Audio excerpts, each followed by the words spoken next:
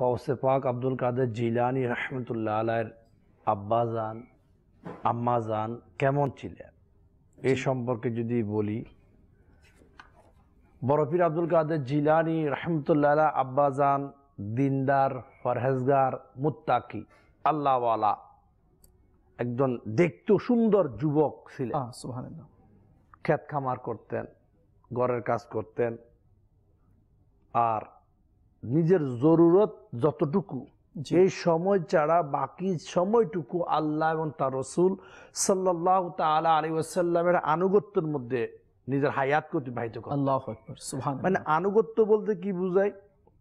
বড় পীর আব্দুল কাদের জিলানী সালেহ মুসা জাহাঙ্গীর রহমতুল্লাহ আলাইহি, জি, উনি ওনার যৌবনকালের অর্থাৎ বালেগ বা ছোট থেকে শুরু করি আপনি, উনি আল্লাহ তাআলাকে রাজি করার জন্য বিভিন্ন দেশান্তরে সফর করেছে, বিভিন্ন জায়গায়ও উনি গিয়েছেন।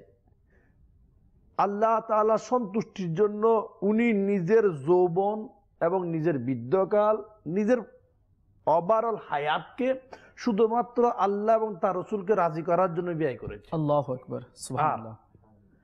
আজকে আমি আপনি যারা দুনিয়াকে পাওয়ার জন্য ব্যস্ত, শরীয়ত ইসলাম ছেড়ে, আর বড় পীর আব্দুল কাদের জিলানী রহমতুল্লাহ আব্বাজানের সাথে বিলকুল মিল নেই। উনিও ব্যবসা করেছে, উনিও চাষাবাদ করেছে, উনিও ঘরের কাজ করেছে, ইনকাম রোজগার করেছে, কিন্তু সব কিছু ওই পথ এখতিয়ার করেছে যে পথে চললে আল্লাহ এবং তার রাসূল রাজি হবে। সুবহানাল্লাহ। তো মাদানী চ্যানেলের দর্শকবৃন্দ, বড় পীর আব্দুল কাদের জিলানী রহমতুল্লাহ আলাইহির আব্বাজান আবু সালেহ মুসা জাহাঙ্গীর রহমতুল্লাহ আলাইহি, উনি দুনিয়ার মধ্যে আল্লাহ ছাড়া আর কাউকে পরোয়া করতেন না। সুবহানাল্লাহ। সর্বদা তাওয়াক্কুল যেভাবে দরকার, ওই সব কিছু বড় পীর আব্দুল কাদের জিলানী রহমতুল্লাহ আলাইহি আব্বাজানের কাছে পরিপূর্ণ ছিল। সুবহানাল্লাহ।